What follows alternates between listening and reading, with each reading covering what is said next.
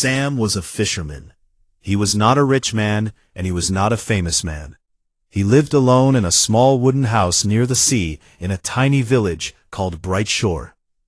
Every morning he woke up before the sun, walked down to the beach, pushed his old boat into the water, and went out to catch fish. He did this every single day. It was a quiet life. Some people in the village said it was a boring life, but Sam never complained. He liked the sound of the waves. He liked the smell of the salt in the air. He liked being alone on the water, with nothing but the sky above him. Sam was 30 years old. He had dark hair, strong hands, and tired eyes. His father had been a fisherman too, and his grandfather before that. Fishing was all he knew. He never went to a big city. He never traveled far from Bright Shore. The farthest he ever went was a few miles out to sea, and then he always came back. He always came back. One evening in October, the sky turned dark very fast. The wind started to blow hard, and the waves grew tall and angry. Sam was still out on his boat. He tried to turn back toward the shore, but the wind was too strong. Rain began to fall, thick and heavy like someone was throwing buckets of water from the sky. Sam held on to the side of his boat and prayed. The storm was the worst one he had ever seen. Lightning cracked across the sky and lit up the sea in white flashes. His boat rocked left and right, up and down, and Sam thought that this was the end. He thought he was going to die out there, alone on the water, just like his father had died 10 years ago. But Sam did not die. The storm passed after 2 long, terrible hours. The rain stopped. The wind became soft again. The sea calmed down like a sleeping baby. Sam was wet and cold and shaking, but he was alive. He looked around. His net was gone. His food was gone. One of his oars was broken. But he was alive, and that was enough. Then he saw something floating in the water near his boat. It was a bottle. Not an ordinary bottle. It was made of dark green glass, and it was very old. Sam could see that right away. The glass was thick and cloudy, and there was something yellow inside it. He reached out and picked it up from the water. He held it close to his face and looked at it in the moonlight. There was a piece of paper inside the bottle. Sam pulled out the old cork and carefully took the paper out. It was dry. The bottle had kept the water away from it perfectly. Sam unfolded the paper. It was a map. A very old map drawn by hand with brown ink. It showed the coastline of his area, and Sam recognized the shape of Bright Shore. But the map also showed something else. Far out to sea, past the fishing grounds, past the place where the water turned deep and dark, there was an island. A small island shaped like a leaf. Next to the island, someone had written 3 words in very small letters. Sam brought the paper close to his eyes and read the words slowly. They said, "Come find me." Sam's heart beat faster. He had lived near this sea his whole life. His father had fished these waters. His grandfather had fished these waters. Nobody had ever talked about an island. There was no island on any modern map. He knew that for sure, because there was an old map of the coast hanging on the wall of the village post office, and he had looked at it 1,000 times. There was no island. He folded the map carefully and put it in his pocket. He used his one good oar to slowly make his way back to shore. It took him a long time. By the time his boat touched the sand, the sun was starting to come up. The sky was pink and orange and beautiful, as if the terrible storm had never happened. Sam went home. He changed his wet clothes and made a cup of hot tea. He sat at his small table and spread the map out in front of him. He studied it for a long time. The map was old, maybe 100 years old, maybe more. The paper was yellow and soft, and the ink was faded in some places. But the drawing was clear. The island was real, or at least someone had believed it was real enough to draw it. For the next 3 days, Sam could not stop thinking about the map. He went fishing during the day, but his mind was always on the island. At night, he sat at his table and looked at the map under the light of his lamp. He measured distances with his fingers. He tried to guess how far the island was. He thought it might be 2 days of sailing, maybe 3 if the wind was bad. It was far, farther than he had ever gone. On the 4th day, Sam went to see old Martha. She was the oldest person in Bright Shore. She was 92 years old, and she knew everything about the village and the sea around it. She lived in a small house at the top of the hill, and she spent her days sitting in a chair by her window, looking out at the water. Sam showed her the map. Old Martha put on her glasses and looked at it for a long time. Then she looked up at Sam with wide eyes. Her face was pale. She told Sam that she had heard a story when she was a very young girl. Her own grandmother had told her about an island far out to sea, a place where people once lived a long, long time ago. But something happened on that island, something bad. And one day all the people on the island were gone, just gone. After that, no one ever went there again. Ships that sailed near it never came back. So people stopped talking about it. They forgot about it on purpose. They wanted to forget. Sam asked old Martha if she believed the story. She looked at him with her old, serious eyes and said that the sea keeps many secrets, and not all secrets want to be found. She told him to forget about it and go back to his fishing. But Sam could see something in her eyes. She was afraid, and that made him more curious, not less. That night, Sam made a decision. He was going to find the island. He did not know why. He could not explain it. Something inside him was pulling him toward that place, like the tide pulls the water. He had lived his whole life doing the same thing every day. Fishing, sleeping, fishing, sleeping. Nothing ever changed. Nothing ever happened. But now something had happened. The sea had sent him a message in a bottle, and he was going to answer it. Sam spent the next week getting ready. He fixed his boat. He stored fresh water in big containers. He dried fish and packed bread and fruit. He bought a new compass from the trading post in the next village. He studied the map again and again, until he could see it in his sleep. He told no one in the village what he was planning. He knew they would try to stop him.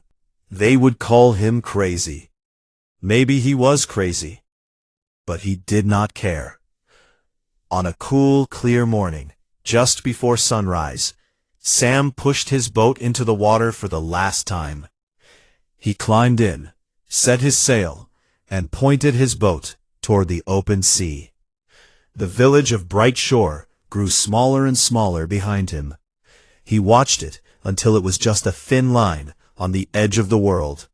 Then it was gone. Sam was alone on the sea. The water was calm. The wind was gentle. The sky was full of stars that were slowly fading as the sun came up. He took a deep breath and looked ahead. Somewhere out there, past the edge of everything he knew, there was an island waiting for him, and he was going to find it. The first day on the open sea was easy. The wind filled Sam's sail and pushed his small boat forward at a good speed. The sun was warm, but not too hot, and the water was smooth like blue glass. Sam ate some dried fish and bread for lunch, and drank water slowly, knowing he had to make it last. He watched dolphins play near his boat in the afternoon. They jumped out of the water and splashed back in, and Sam smiled. He had seen dolphins many times before, but out here, so far from land, they felt like friends. As the sun went down, Sam checked his compass and looked at the map. He was going in the right direction. He could feel it in his bones.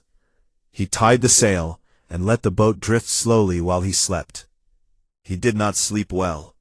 The boat rocked gently, but every small sound woke him up. A splash of water, the creak of the wood, the whisper of the wind. Out here, alone, every sound felt louder than it should.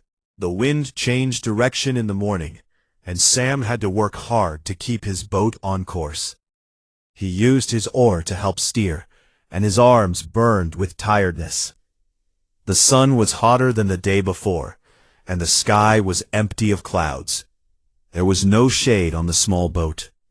Sam put a wet cloth on his head to stay cool, and drank more water than he planned. By the afternoon, he started to worry about his supplies. Then, in the late afternoon, he saw something strange. Far ahead of him, the water looked different. It was darker, almost black, and it seemed to move in a different way than the rest of the sea. As Sam got closer, he saw that it was a current, a strong, fast river of water inside the ocean, moving in a direction that was different from the waves around it. The current was pulling his boat toward it. Sam tried to steer away, but the current was too strong. It grabbed his boat like a giant hand and pulled it forward. The boat moved fast, faster than Sam had ever sailed. Water sprayed over the sides and soaked everything. Sam held on tight and closed his eyes. He felt like he was on a river, a wild, rushing river in the middle of the sea. His heart was pounding in his chest. The current carried him for what felt like an hour. Then, just as suddenly as it had started, it stopped. The water became calm again. Sam opened his eyes and looked around. Everything looked different. The color of the sea had changed. It was lighter now, a bright, clear blue that he had never seen before. And the air smelled different too. It smelled sweet, like flowers, which made no sense because there was nothing around him but water. Sam checked his compass. The needle was spinning in circles. It would not stop. It just kept going round and round, as if it could not decide which way was north. Sam tapped it with his finger, but nothing changed. He put the compass away and looked at the sky instead. The sun was going down, and he could use the stars to find his direction. That night, something happened that Sam could not explain. He was sitting in his boat, eating the last of his bread, when he saw a light on the water. It was a soft, golden light, like a lantern, and it was far away. Sam watched it for a long time. The light did not move. It just sat there on the water, glowing. Sam thought about sailing toward it, but something told him not to. Something told him to wait. He slept badly again. He had strange dreams. He dreamed about his father, who had died at sea when Sam was 20 years old. In the dream, his father was standing on a beach that Sam did not recognize. His father was smiling and waving at him, telling him to come closer. But every time Sam tried to walk toward him, the beach got farther away. Sam woke up with the sun in his eyes. His body was stiff and sore. His lips were dry and cracked. He drank some water and looked around. At first, he saw nothing but the sea in every direction. But then he turned to the east, and his breath stopped in his chest. There, on the edge of the world, where the sea met the sky, he saw something green. It was small, very small, like a tiny mark on a painting. But it was there. It was land.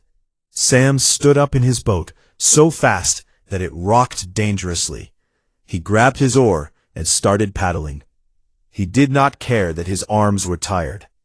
He did not care that his back was hurting. There was land ahead of him, and he was going to reach it. It took him the whole morning to get close. The island grew larger and larger as he approached.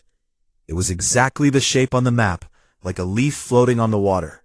It had tall green trees and white sand beaches and rocky cliffs on one side.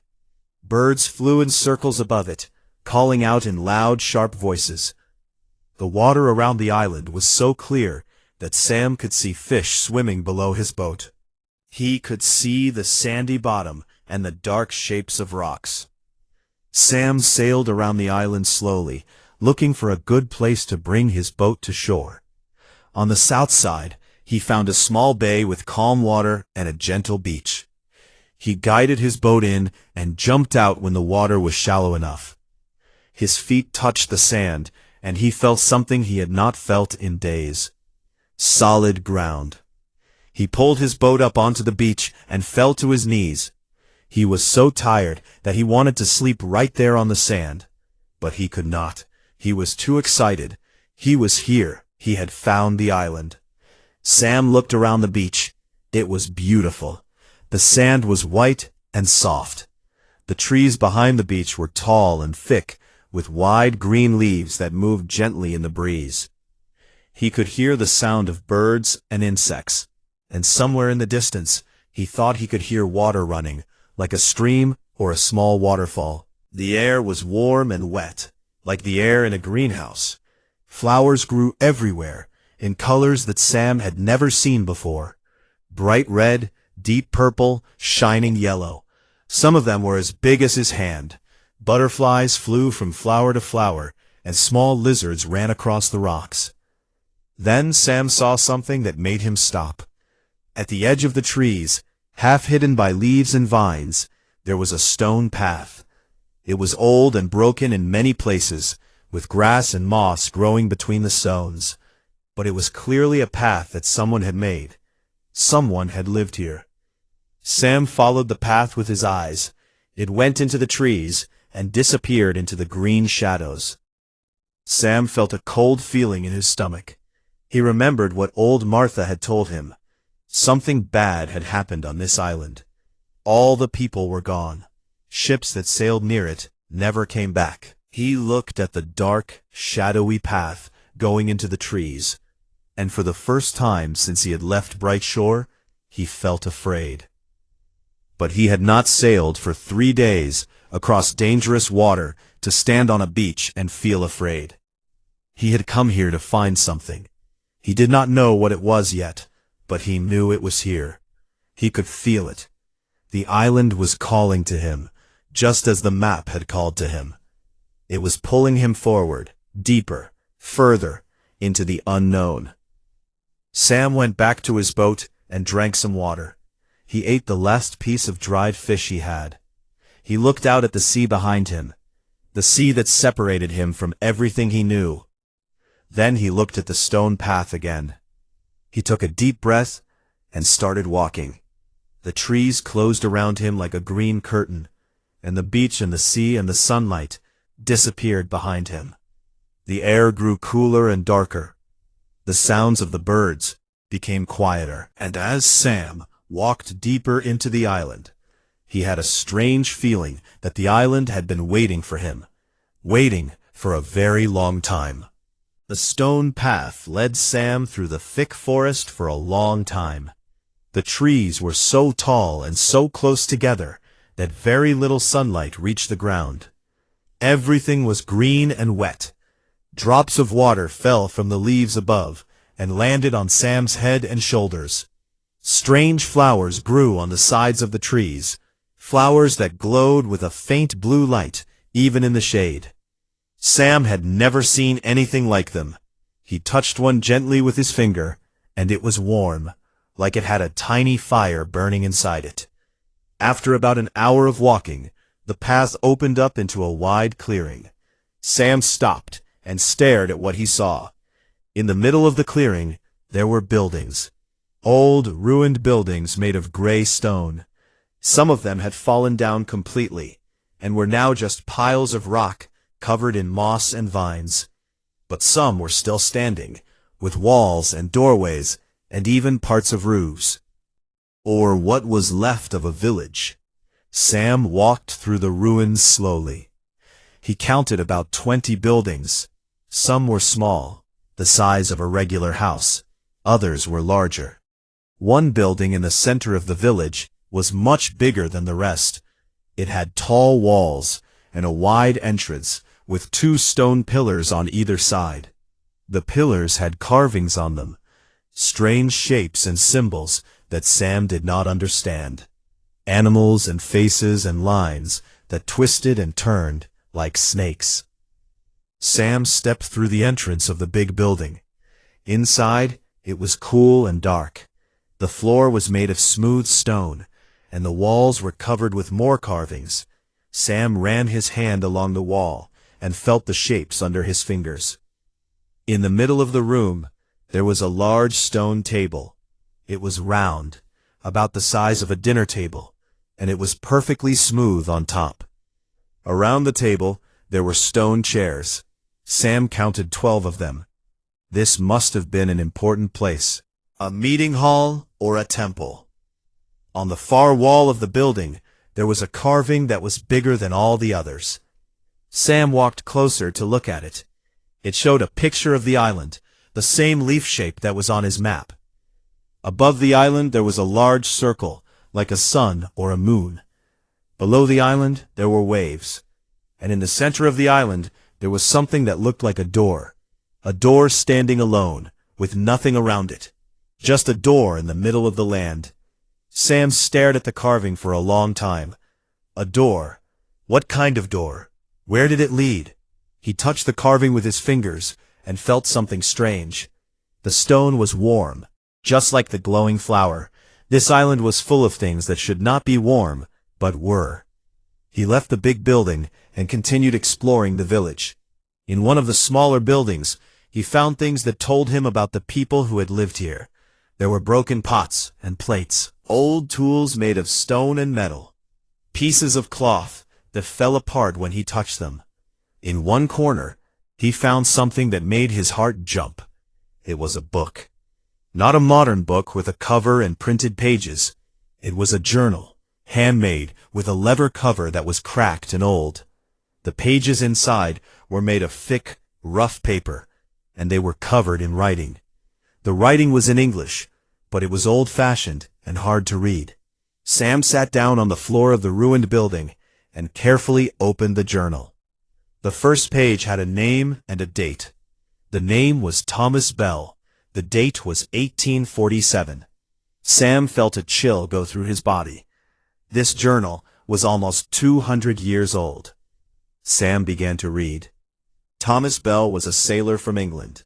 His ship had been caught in a terrible storm, just like Sam's boat. The storm had carried him to the island. When he arrived, he found the ruins of the village. But Thomas wrote that the village was even then already very old. He guessed that the people who had built it had lived there hundreds or maybe thousands of years before him. Thomas explored the island just as Sam was doing now. He found the big building with the carvings. He found the tools and the pots. And then Thomas found something else. Deep in the forest, on the highest hill of the island, he found a door. A real door, standing alone in a clearing, just like the carving on the wall. It was made of dark wood, and it had strange symbols carved into it. The door was set in a frame of stone, but there were no walls around it. It was just a door and a frame, standing there in the open air, among the trees and the grass. Thomas wrote that when he stood near the door, he could hear something. A low, deep sound, like the hum of 1,000 bees far away. The air around the door felt different. It was thicker, heavier, and it made the hair on his arms stand up. He tried to open the door, but it would not move. It was locked or sealed or held shut by something he could not see. Sam turned the pages carefully. Thomas had stayed on the island for many weeks. He explored every part of it. He ate fruit from the trees and caught fish from the water. He wrote about the glowing flowers and the warm stones. He wrote about the birds that sang songs he had never heard before. And he wrote about the door. Every day he went back to the door and tried to open it. Every day it stayed shut. Then, on the 32nd day, Thomas found something new. In the floor of the big building, under the round stone table, there was a hidden space. Thomas moved the table, which took him many hours because it was so heavy, and found a hole in the floor with stone steps going down. He went down the steps and found a small room under the building. In the room, there was a stone box. Inside the box, there was a key. It was made of something that looked like glass, but was harder than any glass, Thomas had ever touched. It was completely clear, and when Thomas held it up to the light, he could see tiny points of light inside it, like stars in a clear night sky. Thomas took the key to the door on the hill. He put the key in the lock. It fit perfectly. He turned it, and the door opened. Sam turned to the next page, his hands shaking. He wanted to know what was behind the door. He needed to know. But the next page was different. The handwriting was messy and hard to read, as if Thomas had been writing very fast or with a shaking hand. The words said, "I opened the door. God help me, I opened the door. I have seen what is on the other side. I cannot write what I saw. I cannot put it into words. But I will say this. The people who lived on this island did not leave. They did not die. They went through the door, all of them, and they are still there." The next few pages were torn and damaged, and Sam could only read parts of sentences. He read the words, "Not a place, and time moves wrong, and they are watching." Then there was one more page that Sam could read clearly. It said, "I closed the door. I locked it. I hid the key. No one must ever open the door again. The things on the other side are not meant for us. If you find this journal, please, I am begging you, leave this island. Take your boat and go. Do not look for the key. Do not open the door. Some doors are closed for a reason." That was the last page. The rest of the journal was empty. Sam sat in the ruined building for a long time. The sun was going down, and the shadows were growing long. The air was getting cooler. He could hear the sounds of the forest all around him, the birds, the insects, the wind in the leaves. But now those sounds felt different. They did not feel friendly anymore. They felt like they were hiding something. Sam stood up and put the journal in his bag. He knew what Thomas Bell had told him to do. Leave. Go back to the boat. Sail home. Forget about the island and the door and the key. That was the smart thing to do. That was the safe thing to do. But Sam also knew something else. He knew that he was not going to do the smart thing. He was not going to do the safe thing. He had come too far. He had given up too much. He had crossed the dangerous sea and survived the strange current and found this island that no one believed was real. He was not going to turn around now. He was going to find the door. He walked back through the ruins of the village as the last light of the sun disappeared behind the trees. The glowing flowers along the path came alive in the darkness, lighting his way with their soft blue light. Somewhere deep in the forest, on the highest hill, there was a door. And behind that door, there was something that had made Thomas Bell shake with fear. Sam was afraid too, but he kept walking. Sam slept in one of the ruined buildings that night. He made a bed from large leaves and soft grass, and he used his bag as a pillow. Sleep came slowly. Every sound in the darkness made him open his eyes. The wind blowing through the old stone walls, the cry of a night bird, the soft rustling of something moving in the leaves outside. Sam told himself it was just an animal, a lizard or a bird. But his mind kept going back to the words in the journal. They are watching. When morning came, Sam felt better. Sunlight poured into the ruins and made everything look normal and safe. He ate some fruit that he had picked from the trees the day before. It was strange fruit, round and purple, with sweet yellow flesh inside. It tasted better than anything he had ever eaten. Sam packed his bag and started walking. He needed to find two things. First, the key that Thomas Bell had hidden. He decided to look for the key first. He went back to the big building in the center of the village. He walked inside and looked at the round stone table in the middle of the room. Thomas had written that the key was under this table in a hidden space in the floor. But Thomas had also written that he had locked the door and hidden the key. So maybe the key was not under the table anymore. Maybe Thomas had moved it to a different place. Sam pushed the stone table. It was incredibly heavy. He pushed with all his strength, and it moved only a little bit. He pushed again and again, his feet sliding on the smooth stone floor, his muscles burning. After many minutes, he had moved it far enough to see the floor underneath. There was a square shape cut into the stone, like a small door in the floor. Sam pulled it open. Below it, there were stone steps going down into darkness. Sam took a deep breath and went down the steps. There were 12 steps, and they led to a small room below the building. The room was tiny, about the size of a closet. The walls were covered in the same strange carvings as the building above. On the floor, there was a stone box, just as Thomas had described. Sam knelt down and opened it. The box was empty. Sam felt his heart drop. The key was gone.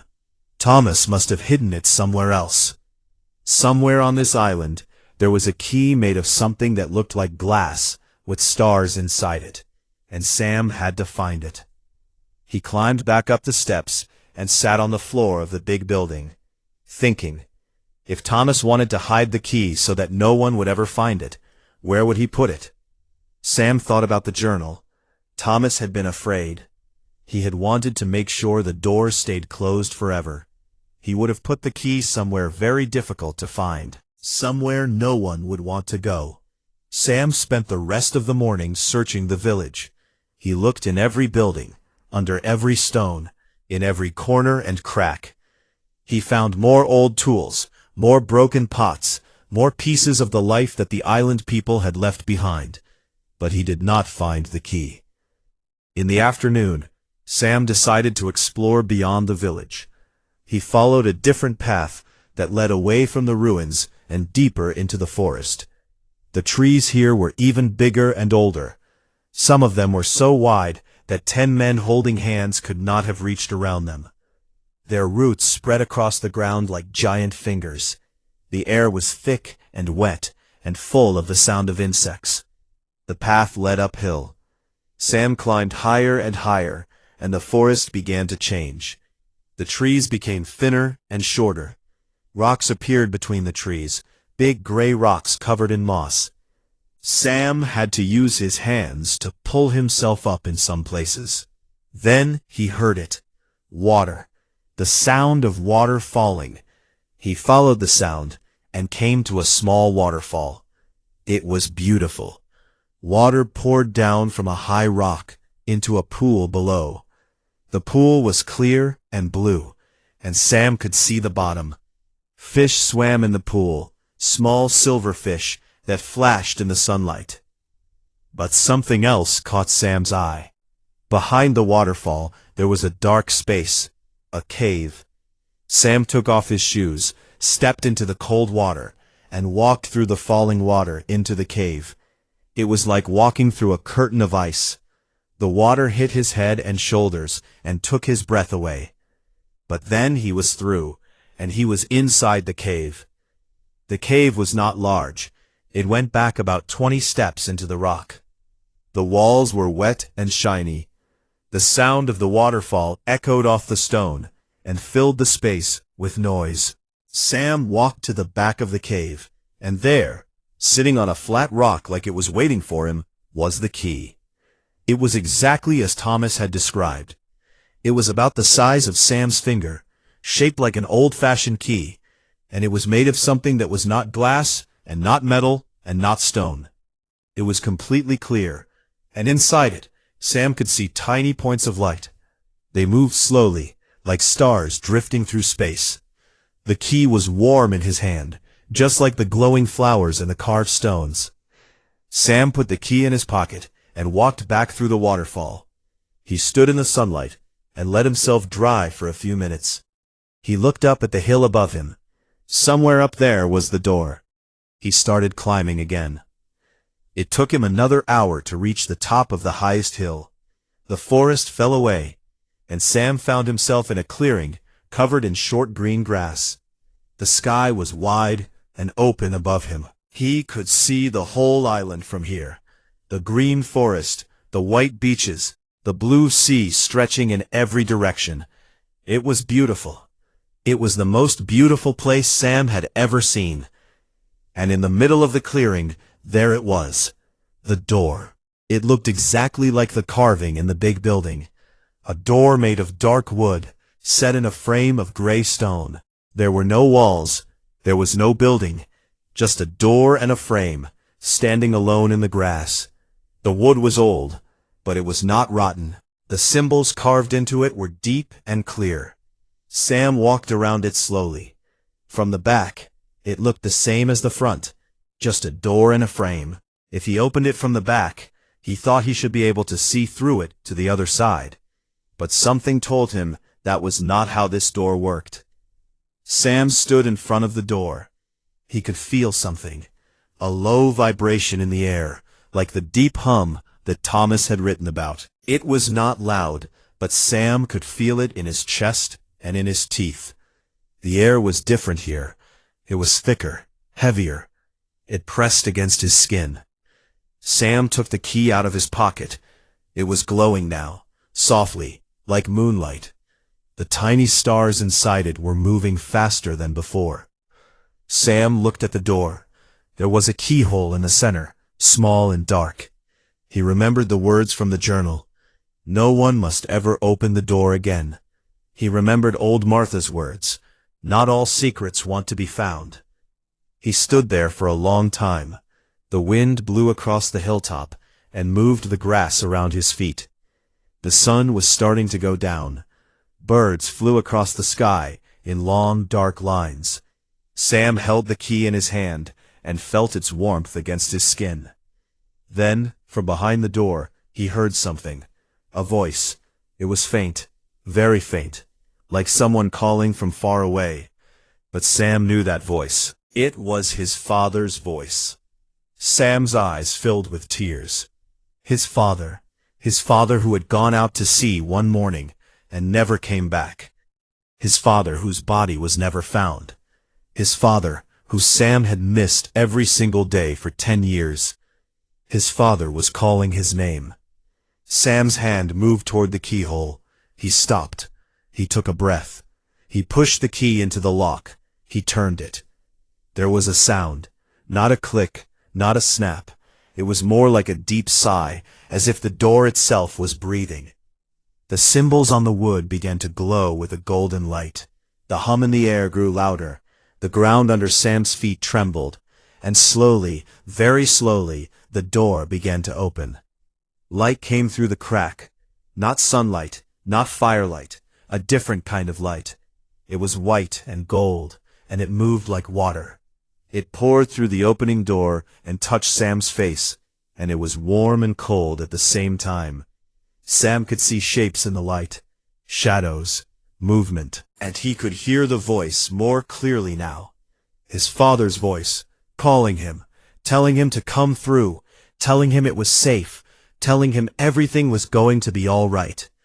Sam stood at the edge of everything he had ever known, looking through a door that should not exist, into a light that had no name. And he had to make a choice. The light from the open door covered Sam like a warm blanket. It was everywhere, on his skin, in his eyes, filling his ears with a soft sound like music played on instruments he had never heard before. Through the door, he could see shapes moving. They were not clear. They were like shadows made of light, turning and shifting and changing. And among those shapes, he could see a figure walking toward him. It was his father. Sam took one step forward. Then he stopped. Something was wrong. His father looked right, but not completely right. The smile was too wide. The eyes were too bright. And the voice that had been calling Sam's name, was saying things his father would never say. It was promising him things. It was telling him there was no pain on the other side. No sadness, no loneliness, no death. It was telling him that everything he ever wanted was through the door. But the voice was too smooth, too perfect, like honey that was hiding poison. Sam remembered something, a small memory from his childhood. He was 10 years old and sitting on the beach with his father, watching the sunset. His father had pointed at the sea and said something that Sam had carried with him ever since. His father had said that the sea was beautiful, but it was not kind. It would give you fish and sunsets and the sound of waves, but it would also take everything you loved if you were not careful. And the most dangerous thing about the sea, his father had said, was that it could make you forget to be careful. It could make you feel so safe that you stopped paying attention. Sam looked at the figure that wore his father's face. That thing was not his father. His father was gone. His father had died at sea 10 years ago, and no magic door on a forgotten island was going to bring him back. Whatever was on the other side of that door, it was not the heaven it pretended to be. It was something else, something that had swallowed an entire village of people, something that was hungry. Sam pulled his foot back.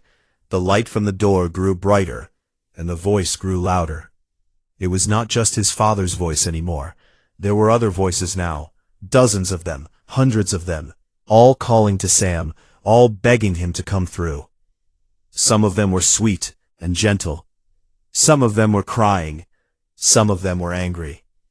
The air around the door was shaking, and the ground was trembling under Sam's feet. The thing behind the door did not want to let him go. It had been alone for so long. It had been waiting for so long, and now someone was finally here, standing right at the edge, almost close enough to touch. Sam reached into the door and grabbed the key. He pulled it out of the lock and stumbled backward.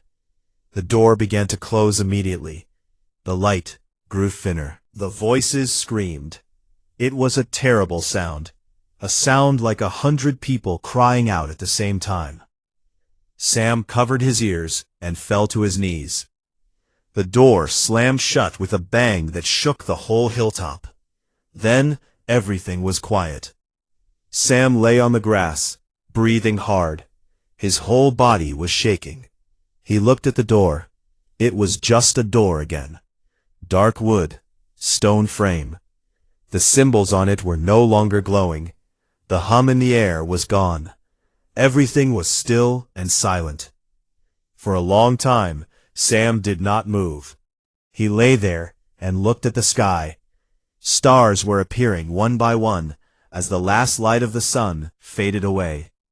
The sky was deep and dark and full of tiny points of light, just like the key in his hand. Sam held the key up and looked at it. The little stars inside it were still moving, slow and peaceful. Sam knew what he had to do. He stood up and walked down the hill. The glowing flowers lit his path through the dark forest. He walked past the ruined village without stopping. He followed the stone path through the trees and back to the beach where his boat was waiting. The sea was calm and silver under the moonlight. The sand was cool under his feet. Sam waded into the water until it reached his waist. He held the key in his hand one last time. He looked at the tiny stars inside it and wondered where they came from. He wondered what the key really was and who had made it. He wondered about the people who had lived on this island so long ago and what had happened to them on the other side of the door. Had they found peace? Had they found happiness? Or had they found something else entirely? Sam did not know, and he realized that not knowing was fine. Some questions did not need answers. Some mysteries were better left alone. Some doors were meant to stay closed.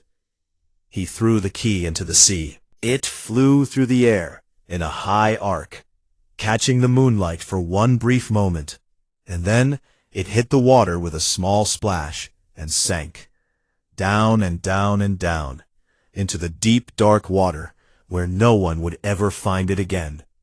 Sam stood in the water and felt something he had not felt in a long time. He felt free. For years, he had been living the same day over and over.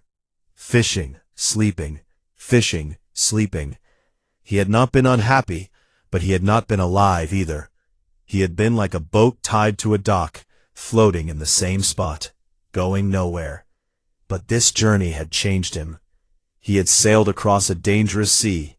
He had found an island that everyone had forgotten. He had looked through a door into another world, and he had chosen to walk away. He had chosen his own life, with all its pain and loneliness and imperfection, over a beautiful lie. That was something. That meant something. Sam slept on the beach that night.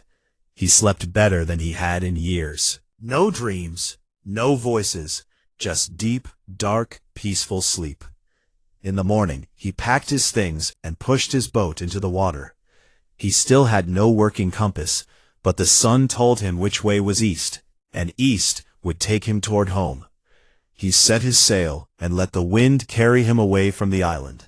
He turned around and watched the island grow smaller behind him. The green trees, the white sand, the rocky cliffs. It looked peaceful and beautiful from a distance. Nobody would ever guess what was hidden on that hilltop among the trees. Nobody would ever know about the door and the light and the voices, and that was how it should be. The journey home was easier than the journey out. The current that had grabbed his boat before did not appear again. The wind was steady and kind. Sam sailed for 2 days and 2 nights, and on the morning of the 3rd day, he saw something on the horizon that made his heart swell. Bright Shore, his village, his home. He sailed into the bay and pulled his boat up onto the beach. People came running from their houses. They had thought he was dead.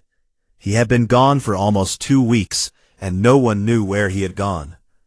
Old Martha came down from her hill, walking slowly with her stick. She looked at Sam with her sharp old eyes, and Sam could see that she knew. She did not ask where he had been. She did not ask what he had found. She just put her hand on his arm and nodded. That was enough. In the weeks that followed, Sam went back to his old life. He went out on his boat every morning and caught fish. He came home every evening and sat at his small table. But things were different now. He talked more to his neighbors. He smiled more. He started teaching the young boys in the village how to fish, something he had never done before. He started fixing up his house, painting the walls, and planting flowers in the garden.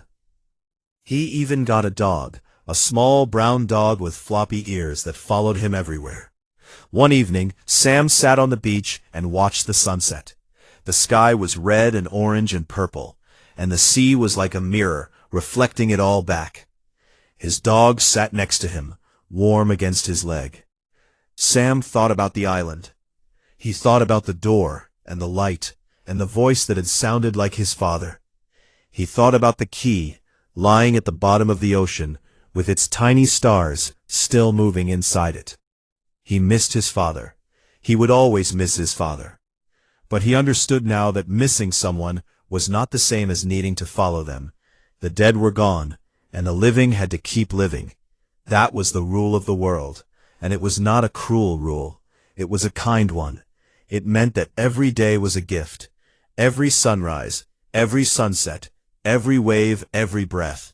It was all a gift. Sam picked up a flat stone from the beach and threw it across the water. It skipped 3 times before it sank. His dog barked and wagged his tail. Sam laughed. It was a good laugh, full and warm and real. The sea stretched out before him, wide and endless and full of secrets, and Sam was content to let it keep them.